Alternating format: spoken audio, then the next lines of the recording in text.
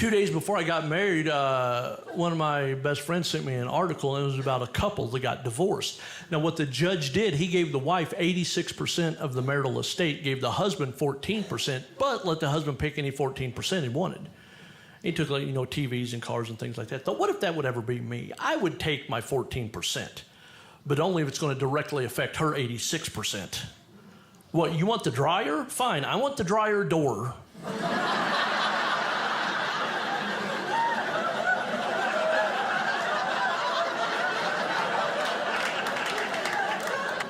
You want the truck? Fine, I'll take the brakes.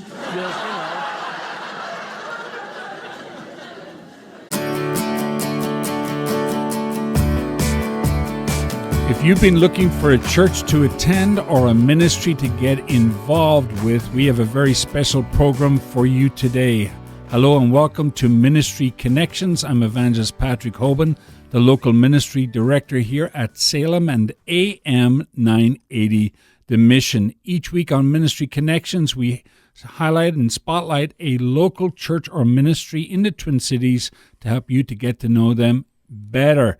Now, if you know of a church or a ministry that you would like us to highlight, please call the station or drop us an email at comments@salemtc.com. Now, you can also follow us on Facebook or on YouTube. Just look for AM 980 The Mission, and you can see past and previous programs there and share them with your friends.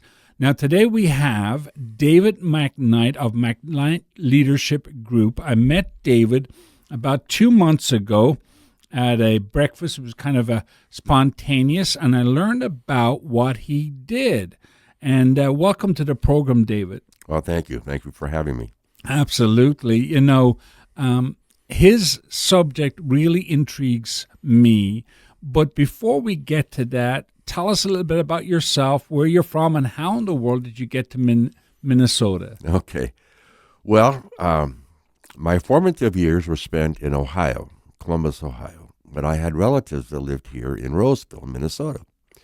And so I visited several times in the summer and during high school and got to see a bunch of kids that I thought were pretty special kids. I thought, man, where did they go into college? And so I found out they were going to a school here in St. Paul. And so when it came time to go to college, I came to St. Paul, Minnesota. And I haven't found the exit ramp yet. I'm still here. Well, it's interesting. When you come to Minneapolis, Minnesota, this area, it's the last place that you'd think you'd ever be because it's so cold. But once you get here, you kind of do like it. And that's the same thing that happened with me. Now, you work with leaders, both in the secular world, the business world, and in the church world. Mm-hmm. Now, tell us about leadership and why Christians should understand God's view of leadership and how important it is. Well, I think it all starts, Patrick, with the whole concept that God made each one of us. He designed us. And what I try to do with leaders is to help them understand what's right about them. Try to get that information out on the table so we can kind of see how they're going to lead. Character is a huge part of leadership. And so that is, it's modeled through how he's designed us. So I try to help churches understand when they're going to get, a new pastor, well, let's figure out what it is that we need to get done, and then what kind of design, what kind of motivated person do we need to fill that role. So I went through a process back in 1983 that helped me better understand that there's something unique and right about everybody. And at the time, I had been in seminary, and I thought, I grew up in the church. I mean, when I was 3 days old, I went right to Southern Baptist Seminary, where my dad was going to school, and I've been in this church thing for a long time. And so I grew up with the church right next door, my formative years. So the church lights were on. I was generally inside the church. So I loved the church. But when I was at seminary, I began thinking, as I watched things and observed what was going on, there's something that happens in the pew, and I think we need to honor those people. It bothered me when they would have, in the fall, let's have honor the teachers on Sunday. So I said, well, why aren't we honoring the teachers that teach in the public schools too? And that just kind of worked with me. So when I was in seminary, I began thinking, I think I want to go work in the pew and help people there. So that's where I've been for 40 years. Wow, that's so interesting. It's Pastor Appreciation Month right now. But when I was pastoring a church, and I was kind of a little bit of a rebel, I said, I get paid to do this. I want to honor the people that volunteer here every Sunday. There's nothing wrong about honoring your pastors, and many of them sacrifice an awful lot. But it is important that we understand that. Now, on your website, you share how God has designed us as individuals. How important it is as parents and leaders to know that vital truth. I know you had a little bit of a story about that. Tell me about it. Well, it's just basic to human nature is that we want to be known. So I tell leaders, your followers want to be known by you. And little story, my daughter, when she was little, I would take her to school, and I thought, I want her to know about leadership. And she's in elementary school. I'm not going to wait till she gets a master's degree to learn about leadership. So I talked a lot about leadership in terms of, all right, you're going to go to someone's birthday party. Who's the leader and who's the follower? So I wanted her to see the relationship between leadership and followership. Followers give leaders permission to lead.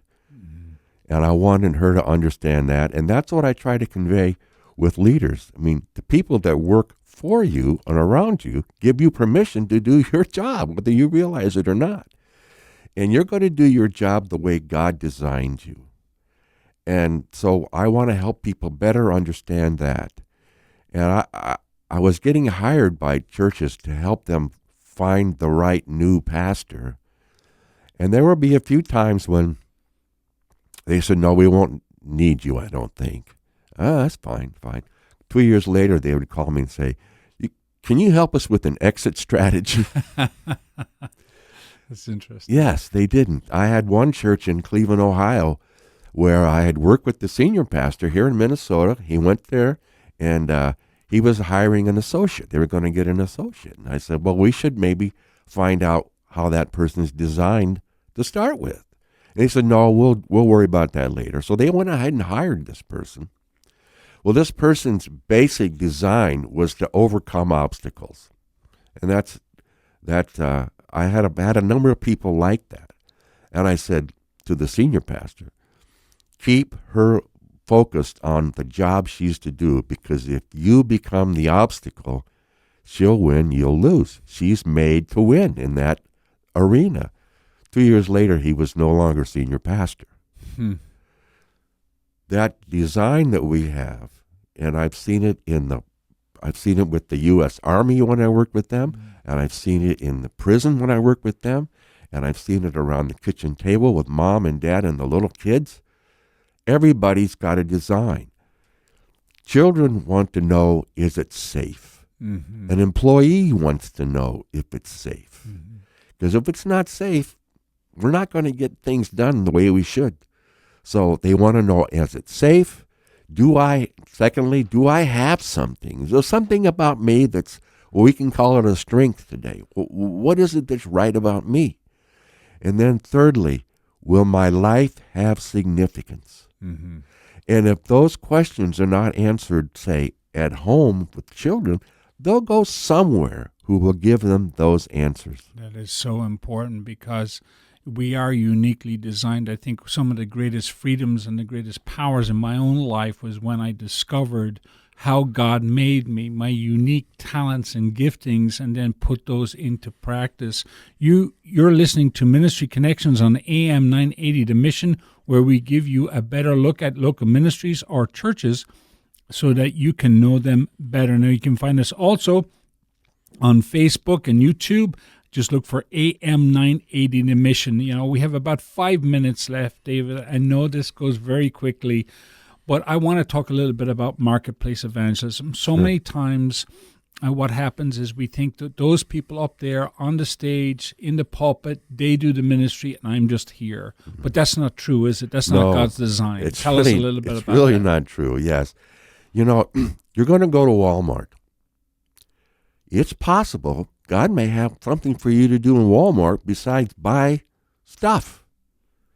So if we go in with the attitude, Lord, is there someone here that I need to be aware of? Be surprised how many times something happens. I mean, I went to the post office the other day. Is there anybody here, Lord, I need to know? I'm standing in this long line. This woman and I both exited at the same time. I said, isn't it a beautiful day? She says, it's not for me. And then she opened up her, just all of a sudden blurted out the story that was somewhat horrific. And I watched her mascara drip down on her white tennis shoes. I didn't ask for that. But I had been prepared in some of the work that I've done that maybe I could help her and direct her in the right place. Yeah. We just never know. It's just, I just want to say to people, you have no idea how much God can do if you just let him in and go with an attitude of, what is it that I might do here besides buy groceries or whatever else I'm doing? Everybody wants to be known, and if we go with the idea that there's something right about everybody, that's the thing that's helped me the most. When I see people, to know there's something right about them, and quite often what's wrong about them is an exasperated sabotaging of what's right about them. Mm-hmm. So that's why I chose to go into that kind of ministry as opposed to counseling and trying to figure out what's wrong. If I can figure out what was right, I can generally find out what's wrong. So there's people here today that are listening to this, and there's something that God has put in them that is completely unique. And if they allow God to use them in that uniqueness, yes, they'll start touching lives. You Yes. know, I always think about, we do think about the professional ministry, and I'm not that way. I believe that we're all called to some sort of ministry. And one thing we can all do, we might not know the Bible inside and out and upside and down, but we can all pray for one another. Mm-hmm. There might be a simple a thing where somebody's really hurting. Hey, can I pray for you? How can I help you today? Before we close, tell us a little bit of a story about a church that kind of learned that, about how they got outside of the four walls and started to help people in their community, and that opened up doors and changed lives. Sure. Well, I was working for a church in another state, and they had invited me out to kind of help them work through some things. So one of the visits I was out there, I said, let's go to the government center of this town, and let's talk to them. Well, the church looked at me like, well, what for? I said, well, let's just go. So we went. There were 3 people sitting at the conference table as we went in to have this meeting, and we simply said, how can we help you? And they looked puzzled and said, would you repeat that? I said, we've come here to know how we might help you. And so you could see they had their files there ready for whatever this church was going to bring, and we brought just simply, we want to help if we can. Well, they just put their guard down and said, there are 26 churches in this community, and no one's ever come and said, how can we help you? And it turned out that they were going to move from a small library to a much larger square footage library, and they needed some help moving all these books. And they said, well, could your church help us with that maybe? Well, yeah, that would be easy to do. So that began a relationship with the center of that town, with that church. And all they did was, how can we help you? Isn't that amazing? A simple act of kindness. So maybe you're listening to Dave and me today, and you're wondering what you can do. And that simple act of kindness, Dave, opened up doors for that church. And maybe you're at a home right now, or maybe you're at work right now and you're thinking about, well, should I go to Africa or should I go to Nigeria or someplace like that to spread the gospel? But I want you to take the advice that David gave today, a simple act of kindness in your local place, and that can make all the difference. Thank you, David, for coming in today. You've been listening to Ministry Connections on AM 980 The Mission. Thank you for listening. Until we hear again, check us out again on Facebook or YouTube. Just look for AM 980 The Mission. God bless.